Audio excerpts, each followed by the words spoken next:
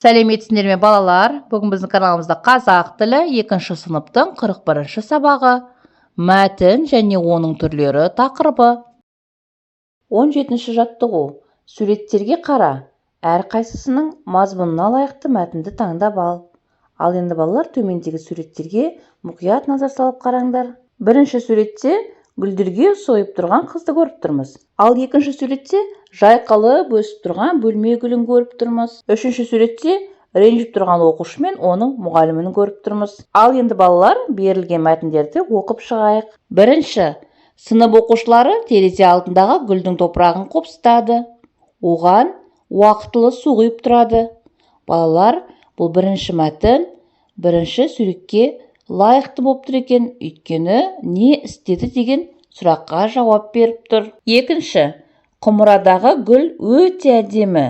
Оның қып-қызыл гүлдері көздің жауын алады. Хош иісі мұрныңды жарады. Балалар, бұл екінші мәтін екінші суретке сәйкес келеді, өйткені қандай деген сұраққа жауап беріп тұр. Үшінші, Айболға мұғалім ескерту жасады. Өйткені ол гүлді жұлып алып мұғалімге ұсынған еді. Балалар, үшінші мәтін үшінші суретке сәйкес келіп тұр. Өйткені неліктен деген сұраққа жауап беріп тұр. Ал енді балалар, төмендегі тапсырмаға қараңдар. Бірінші мәтінде кім және не туралы айтылған? Балалар алдымен не істейді? Содан кейінше болған оқиғаның ретін көрсетіп тұрған қимылды білдіретін сөздерді ата. Осы мәтінге қандай сұрақ қоюға болады? Ал енді балалар, бірінші мәтінде кім және не туралы айтылғанын, балалар алдымен не істеген, содан кейінше осыларды балалар талқылайық. Бірінші мәтін оқушылар мен олардың гүлді қопсытуы туралы. Мәтінде балалар алдымен гүлдердің топырағын қопсытып, содан кейін су құяды. Не істеді деген сұраққа жауап береді. Бірінен кейін бірі болатын әрекет пен оқиға жайлы айтылып, хабарланатын мәтін әңгімелеу мәтіні деп аталады. Әңгімелеу мәтініне не болды, не істеді сұрақтары қойылады. Мінекей балалар, осы ережені жаттап, естеріңе сақтап алыңдар. Қай мәтіннің сөйлемдері қандай гүл деген сұраққа жауап береді? Екінші мәтіннің сөйлемі қандай гүл деген сұраққа жауап береді? Ережені оқиық. Заттың немесе құбылыстың сын сипаты берілген мәтін сипаттау мәтіні деп аталады. Сипаттау мәтініне қандай сұрағы қойылады? Демек балалар, біз оқыған екінші мәтін сипаттау мәтініне жатады екен. Балалар, ережені жаттап, естеріңе сақтап алыңдар. Үшінші сурет пен оған мазмұны сәйкес келетін мәтінге назар аудар. Айбол неліктен ескерту алды? Өйткені Айбол өсіп тұрған гүлді үзіп алып, ұстазына ұсынған еді. Сондықтан Айбол ескерту алды. Сен Айболдың орнында болсаң, мұғалімнен кешірім сұрар ма едің? Әрине, кешірім сұрар едім. Ал балалар, енді мына ережені жаттап алыңдар. Үшінші сурет бойынша пайымдау мәтінін құрастыруға болады. Пайымдау мәтіні 3 бөліктен тұрады. Бірінші бөлікте түсіндіруді, дәлелдеуді қажет ететін ой айтылады. Айболға мұғалім ескерту жасады. Екінші бөлікте түсіндіру, дәлелдеу пікірі беріледі. Өйткені ол гүлді жұлып алып мұғалімге ұсынды. Үшінші бөлікте қорытынды пікір беріледі. Ол күнәсін мойындап, мұғалімнен кешірім сұрады. Пайымдау мәтініне неліктен сұрағы қойылады.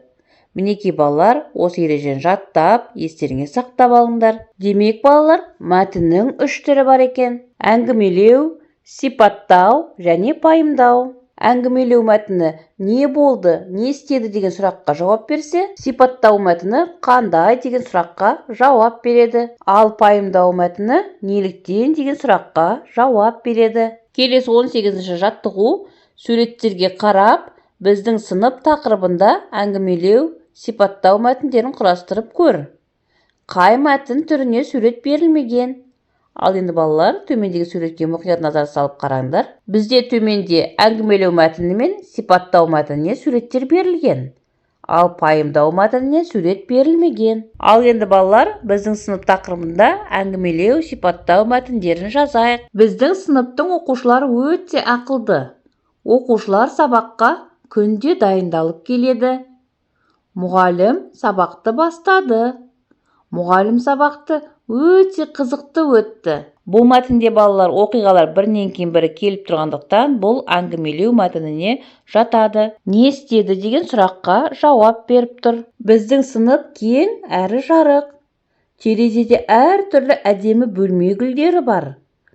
Сыныптағы парталар мен орындықтар қатар орналасқан. Балалар, бұл сипаттау мәтіні, себебі бұл сыныпты сипаттап тұр. Пайымдау мәтініне қандай сурет салуға болады? Сызбаны пайдаланып, пайымдау мәтінін құрастырып жаз. Ал балалар, төмендегі сызбаға қарайық. Дәлелденетін пікір бар. Дәлелденетін пікірді біз дәлелдеуіміз үшін өйткені, себебі, неге десеңіз деген сөздерді қолдануымыз керек. Енді біз осы пікірді дәлелдеп болған соң, оған қорытынды жасаймыз.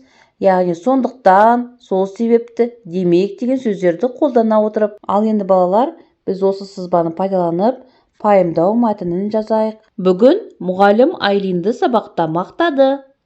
Себебі ол үйге берілген өлеңді мәнерлеп жатқа оқып берді.